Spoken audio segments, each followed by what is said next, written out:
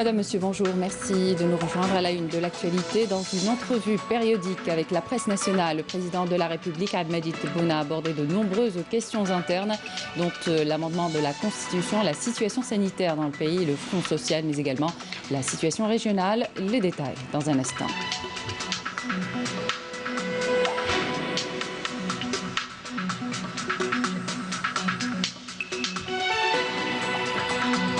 En visite à In Amenas, le président directeur général du groupe Sonatrach, Tawfiq Hakkar, a affirmé hier que plusieurs projets sont à l'étude avec des partenaires étrangers, dont deux d'une valeur de 12 milliards de dollars.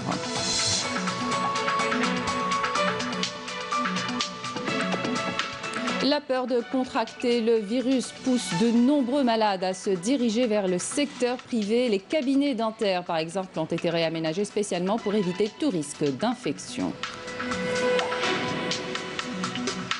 Habituellement bondées d'estivants, les plages de Gouraya à l'ouest de Tipaza sont actuellement désertes. La baignade reste interdite en raison de l'épidémie de Covid-19, mais tout est prêt pour accueillir les baigneurs une fois la mesure de confinement levée.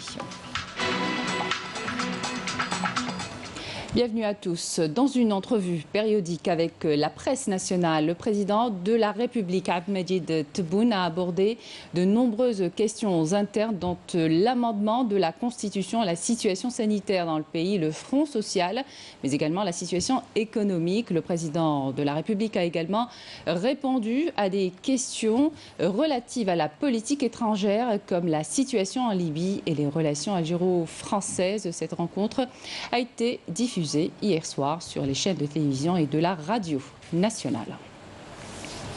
Le président de la République, Abdelmadjid Tebboune, a affirmé que l'élargissement des débats sur la révision de la Constitution aux différentes franges de la société a pour objectif d'arriver à un texte consensuel. Je vous propose d'écouter le président de la République. فيه مستويات نتاع نقاش وانا هذا الشيء كنت متوقعه لان فيه مثقفين، فيه ناس عندهم تكوين قانوني، فيه كان عندهم تكوين بالقانون الدستوري، فيه ناس عندهم تكوين سياسي ولكن ما مارسوش لا القانون ولا. هذه هي النقاشات والمستويات تاع النقاش اللي تخليه يكون دستور توافقي بين كل المواطنين. ماهوش سهل باش الانسان يقحم نفسه هكا في نقاش دستوري. النقاشات الدستورية غالبا لا تعطى للجماهير. أنا بغيت نعطيها للجماهير باش كل واحد يوجد الضالة نتاعو في هذا الدستور، يكون دستور توافقي اللي ما يتغيرش، ما تكونش فيه متغيرات كبيرة.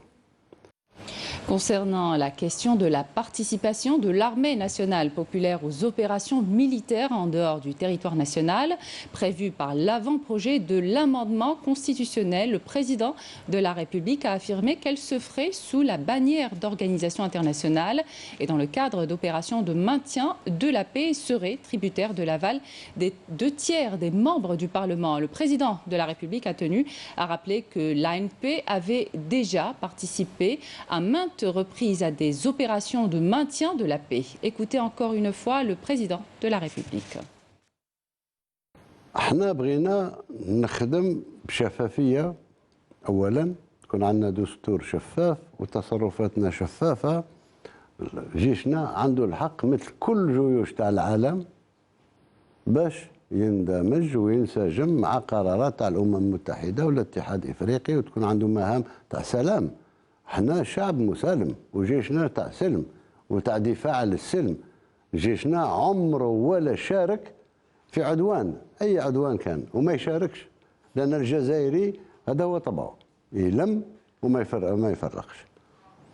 ولكن لما الجيش يخرج لازم يخرج بصفه ديمقراطيه.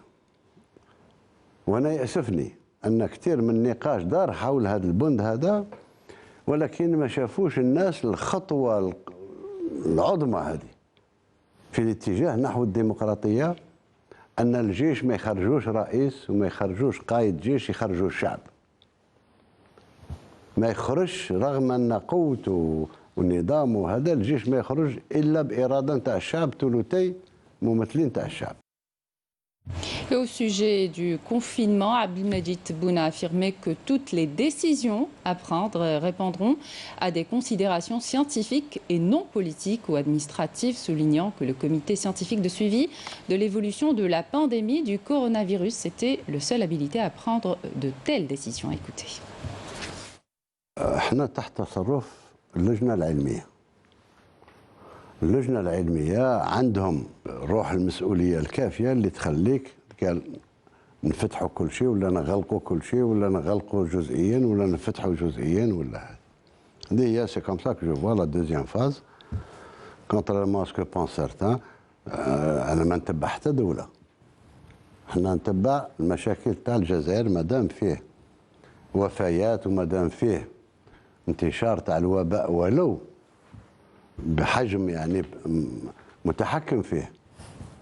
ما نقدرش نفتح كل شيء لان لو ديكونفينمون توتال يعني يتطلب حتى نفتح الجو ونفتح الحدود ونفتح ونفتح ونفتح. ما وصلنا لهاش لان العالم اليوم لما نعاود اتصالات الجويه نتاعي الطيارات غاديه تمشي لدول اللي راه فيها 500,000 400,000 200,000 100,000 ناس اللي مسهم هذا الوباء، الوفيات كثيره وداك الشيء. اذا لازم تحفظ ولازم ناخذ تدابير اللي تخليني ما يعاودش يرجع لي انا هذا الكوفيد. Au volet international, le président de la République a affirmé que la solution pour la Libye ne pourrait être militaire, réitérant la disponibilité de l'Algérie, qui se tient à équidistance de l'ensemble des parties dans ce pays, à mettre un terme à la crise et à stopper les fusions de sang. Écoutez. كل الأطراف الليبية وراهم يسمعوا فيها، كل الأطراف الليبية منا ومنا قال لك احنا عندنا ثقة في الجزائر.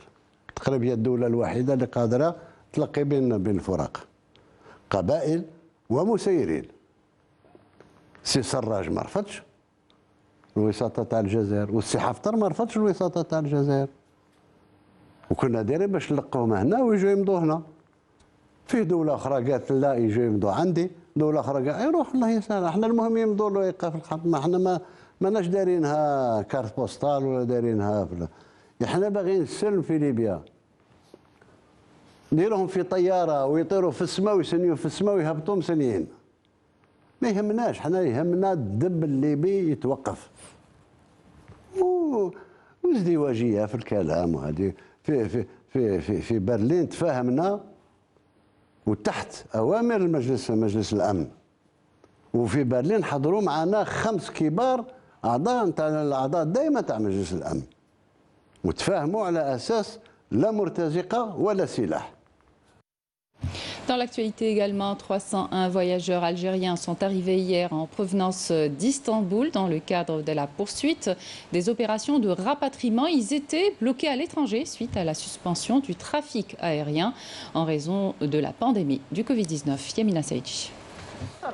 Un avion d'Air Algérie en provenance d'Istanbul a atterri hier à l'aéroport international d'Alger avec à son bord 301 Algériens bloqués depuis mars dernier suite à la suspension du trafic aérien en raison de la pandémie de Covid-19. Je devais rentrer en mars et les vols ont été suspendus. Je me suis retrouvée coincée.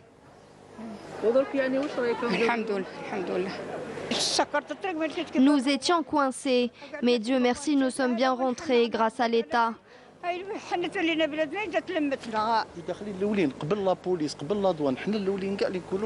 Si un sujet présente des symptômes ou même une température supérieure à 38 degrés, nous lui faisons passer une consultation. S'il présente des symptômes grippales, il sera transféré au CHU El Qattar. Si c'est une autre pathologie, alors il sera libéré. Les voyageurs ont été soumis à un contrôle médical avant d'être conduits par bus vers l'hôtel Mazafran de Zeralda, leur lieu d'hébergement pour la mise en quatorzaine. Les moyens humains et matériels sont prêts pour accueillir nos ressortissants. Les voyageurs ont tendance à rentrer épuisés. Nous sommes là pour leur apporter ce qu'il faut. Pour rappel, plus de 13 000 ressortissants algériens ont regagné le pays depuis la suspension du trafic aérien le 18 mars dernier. En visite à In Amenas, le président directeur général du groupe Sonatrach, Toufiq Hakkar, a affirmé hier que plusieurs projets sont à l'étude avec des partenaires étrangers, dont deux d'une valeur de 12 milliards de dollars. Le patron de Sonatrach est également revenu sur le contentieux du groupe avec l'entreprise espagnole Naturgy. Voici la Boucharb Admajid Bakassi. Une visite d'inspection pour s'enquérir des effectifs et de leurs conditions de travail ainsi que du respect de toutes les mesures sanitaires prises afin d'endiguer la propagation de la Covid-19. Profitant de cette sortie, le premier responsable de Sonatrach a assuré que le groupe prépare déjà l'étape post-coronavirus en annonçant la signature prochaine de plusieurs contrats de production de pétrochimie et de services.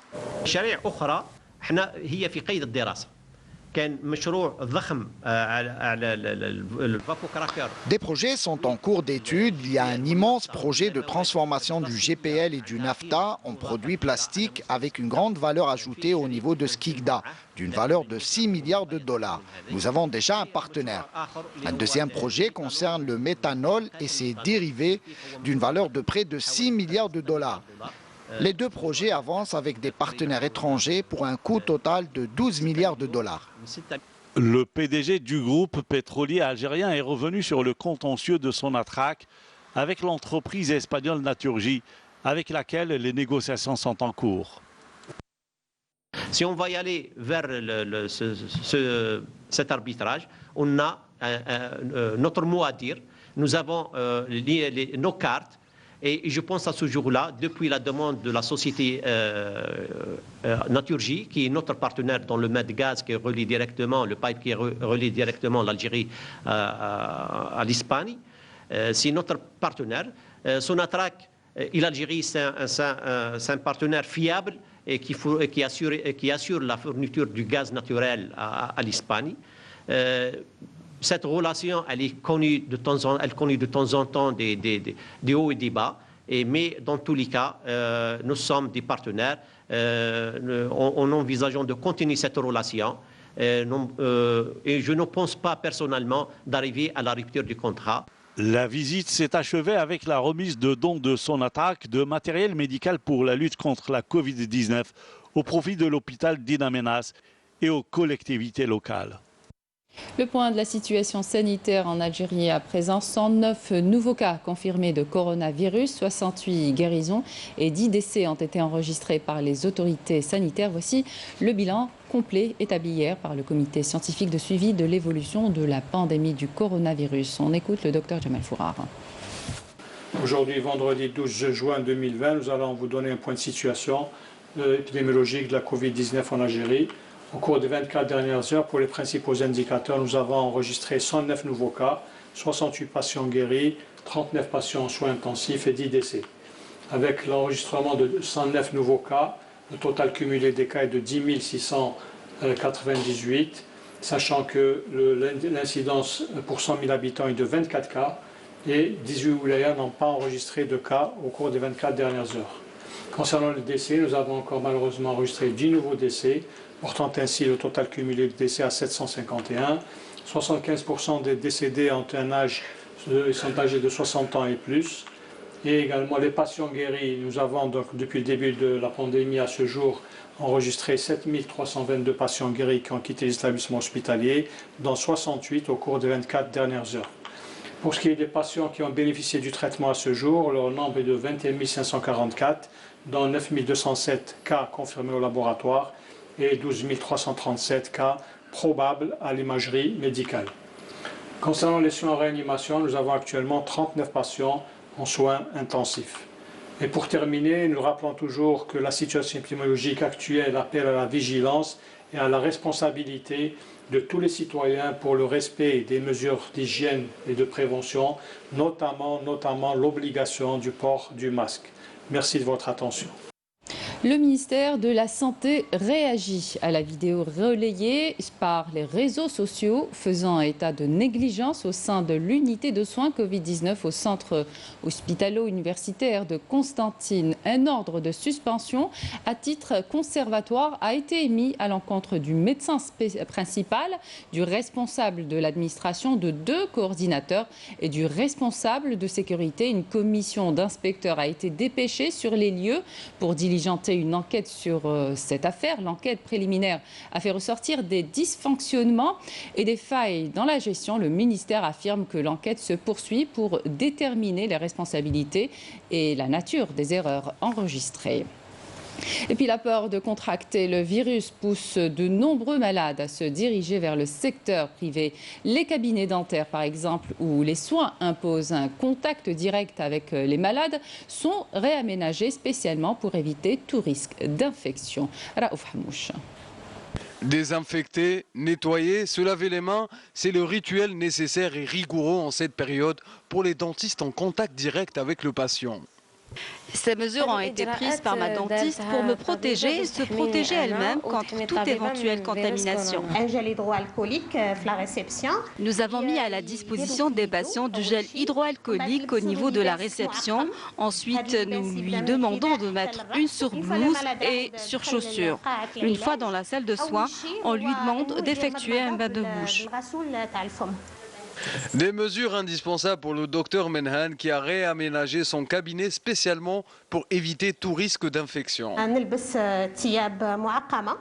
Voilà. Avant que le patient n'entre en salle de soins, je mets une nouvelle surblouse et de nouvelles surchaussures. Je me désinfecte les mains et bien sûr je porte ma bavette. Sans oublier les gants et les lunettes de protection. Nous installons ce système que vous voyez là afin de mettre une distance de sécurité entre nous et le patient. Car vous n'êtes pas sans savoir que notre travail impose un contact direct avec nos malades. Le praticien. Les patients qui ont rendez-vous sont priés de contacter leur dentiste par téléphone. Il évaluera s'il s'agit d'un soin dentaire qui peut ou non être reporté par mesure de sécurité. Et comme vous le savez, les plages sont interdites à la baignade en raison de l'épidémie de Covid-19. Pour certains d'entre nous, la tentation est forte. Néanmoins, les services de sécurité veillent au respect de cette mesure dont le seul objectif, préserver la santé des Algériens. Saïd Flak.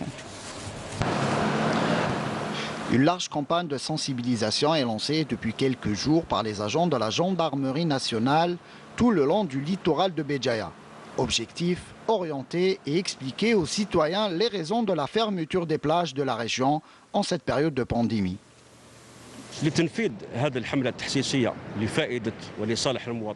Dans le but de sensibiliser les citoyens et veiller à leur santé, nous avons mis en place un dispositif sécuritaire strict. L'accès aux plages est interdit pour tout le monde. Les citoyens doivent savoir que ces mesures ont été prises uniquement pour préserver leur santé. Les plages sont quasiment désertes, ce qui dénote du degré de conscience des citoyens dans cette lutte contre le coronavirus. C'est quelque chose d'extraordinaire. En plus de ça, c'est pour la santé du citoyen. J'aime beaucoup la mer, mais à cause de cette pandémie, on est obligé de rester à la maison. On doit éviter d'y aller. D'ici 3 à 4 semaines, cette pandémie passera et vous pourrez aller aux plages. Actuellement, le risque de contamination est important. On peut transmettre le virus à nos proches, à nos amis. La tentation de se rendre aux plages est certes grande, mais la prudence doit rester de mise pour éviter la propagation du virus. Les plages de Gouraya, à l'ouest de Tipaza, habituellement bondées d'estivants, sont actuellement désertes. Pour le moment, la baignade reste interdite, mais tout est prêt pour accueillir les baigneurs une fois la mesure de confinement levée. C'est un knouch. La ville de Gouraya, à l'ouest de la wilaya de Tipaza, une destination d'habitude très prisée par les estivants. La pandémie a voulu que cette fois-ci, ces plages restent vides. Des plaques ont été préparées indiquant que la baignade est interdite. Les plaques interdisant la baignade vont être installées, mais en même temps, nous sommes prêts pour un éventuel déconfinement. Nous avons déjà réorganisé les parkings, par exemple. Les autorités locales ont préféré étudier toutes les éventualités, déconfinement ou pas. Les plages de Gouraya ont été toutes bien nettoyées. On a entamé plusieurs actions de volontariat pour la préservation et la propreté des plages. On a posé des plaques d'interdiction à la baignade jusqu'à nouvel ordre. Une auberge de jeunes au cœur de la ville ouvrira ses portes à ceux qui choisiront Gouraya comme destination de vacances dès que le déconfinement aura lieu. Comme on connaît Gouraya, c'est une ville touristique très attirante. Par rapport à ces plages, c'est une meilleure plage de la région. On a une capacité de 60 lits. On a 12 chambres, en moyenne de 5 lits par chambre. Le potentiel touristique de la ville de Gouraya est important. Elle saura, comme d'habitude, satisfaire ses visiteurs avec ses belles plages et ses forêts enchanteresses. Tout autre sujet à présent, les feux de champ, la hantise des agriculteurs en cette saison de moisson-battage qui vient de débuter pour les wilayas du nord du pays. À Saïda, ville surnommée la ville des eaux, des bandes de sécurité séparant la route des champs céréaliers sont prévues pour épargner les récoltes des feux survenant en pareille période de l'année. Reportage Belmehdi Belmehel, le commentaire est signé Sid Ahmed Bouraïf. À quelques jours du lancement de la campagne moisson-battage dans la wilaya de Saïda, les services agricoles ont mis à la disposition des agriculteurs des moissonneuses-batteuses, et ce pour permettre aux céréaliculteurs d'établir des tournières aux limites de leur périmètre. Une opération nécessaire pour protéger les récoltes des feux survenant en pareille période de l'année. Je suis vraiment satisfait des mesures qui ont été prises pour sécuriser les champs.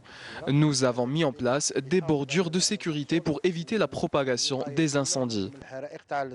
Selon les prévisions des services agricoles, une moisson d'1 million de quintaux de céréales est attendue cette année, malgré la faible pluviométrie.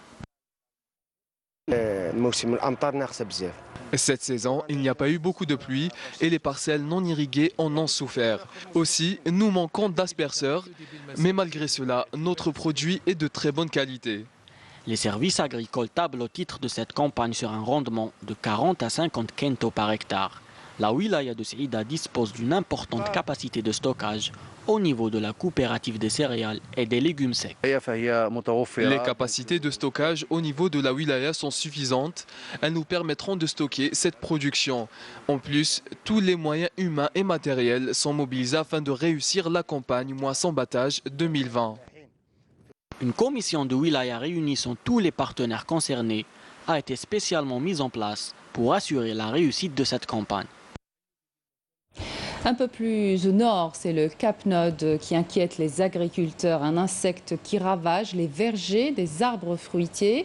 À Ibou Dreren, dans la wilaya de Tizi Ouzou, la culture de cerisier est semble-t-il vouée à l'échec. Les agriculteurs espèrent plus de soutien technique et un accompagnement d'experts afin de développer l'agriculture de montagne. Reportage Sohil Azido, le commentaire est signé Mouna Nawal Hamoudi.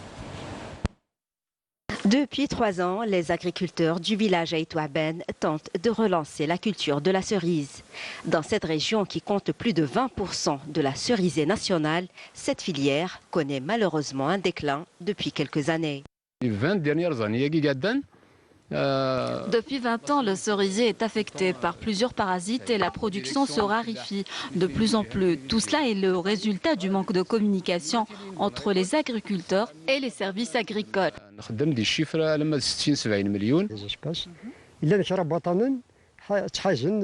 Plusieurs maladies peuvent affecter le cerisier, tout comme pour certains arbres fruitiers caractérisés par une floraison précoce. Ces maladies doivent être connues pour être bien traitées. Et c'est la direction de l'agriculture qui doit nous fournir toutes ces informations. L'accompagnement technique et le traitement des arbres. Une mission que les services agricoles ont délaissée ces derniers temps, laissant les arboriculteurs livrés à eux-mêmes. Ce n'est pas une fatalité. Vous savez, le capnode, cet insecte ravageur, vit dans les racines du cerisier. Mais il faut savoir que ce parasite n'est pas une fatalité. Il suffit juste de connaître les moyens d'y faire face. Les agriculteurs ont vraiment besoin d'une association spécialement dédiée à la culture de cerises. La création de cette association permettra d'apprendre aux agriculteurs les moyens de tailler et de greffer un cerisier, ainsi que l'utilisation des engrais. Lorsque l'hiver arrive, le cerisier a besoin d'un traitement spécial. Il faut savoir faire face aux nombreux parasites qui peuvent affecter le cerisier, notamment la moniliose, la criblure et les capnodes. En quête d'une attention particulière, ce fruit rouge, visiblement capricieux, nécessite un entretien régulier et spécialisé des vergers afin qu'il révèle ses plus douces saveurs. Le confinement, l'occasion pour beaucoup de porteurs de projets de proposer des innovations destinées à faciliter le quotidien des Algériens. L'application Piessa.dz, un service en ligne qui vous livre des pièces de rechange automobile à domicile ou chez votre garagiste au prix d'achat en boutique. Walid Yousfi a rencontré son fondateur à Alger. Reportage. C'est dans cet espace de coworking que Youssef développe sa nouvelle application depuis ces 2 derniers mois. Piessa, une application mobile qui permet aux clients algériens de commander et de se faire livrer des pièces de rechange parmi une large gamme. J'ai créé cette application pendant la période du confinement. Quand le client a besoin d'une pièce, il télécharge tout simplement l'application, il fait sa commande et le lendemain, il reçoit la pièce chez nous. C'est aussi simple que cela en fait. Donc on a des vendeurs partenaires de toutes les marques. Ils vont recevoir la demande du client en temps réel. Ils lui envoient un devis également en temps réel. Et si le devis convient au client, donc, il fait sa commande et la reçoit chez lui. Une plateforme qui est adressée à un large public. Et on a ciblé, comme je vous ai dit, les personnes qui ont un véhicule immobilisé. Ils peuvent même faire la commande directement depuis l'atelier et recevoir la pièce à l'atelier directement ou chez eux. On a ciblé aussi les personnes qui travaillent, donc ils ne peuvent pas forcément perdre une journée où il y a beaucoup plus pour aller chercher une pièce. Surtout qu'on n'a pas, par exemple, il y a des pièces qui sont plus ou moins rares, on ne peut pas les trouver directement dans 1 ou 2 magasins, donc il faut chercher, il faut prospecter, etc. Et la troisième catégorie, donc, c'est les femmes. C'est les femmes ne fréquentent pas les lieux où on vend les pièces, donc ça peut être très utile pour elles. Pour ce porteur de projet, créer cette application en période de confinement n'a pas été chose facile. J'ai commencé en fait à travailler dessus pendant la période du confinement, donc j'ai profité de cette période pour le développer. On a rencontré des problèmes par contre par rapport à l'organisation, parce qu'on travaille avec les équipes à distance, etc. Donc ça a été pas un frein, mais c'était pas pratique en fait. Youssef ne compte pas s'arrêter en si bon chemin.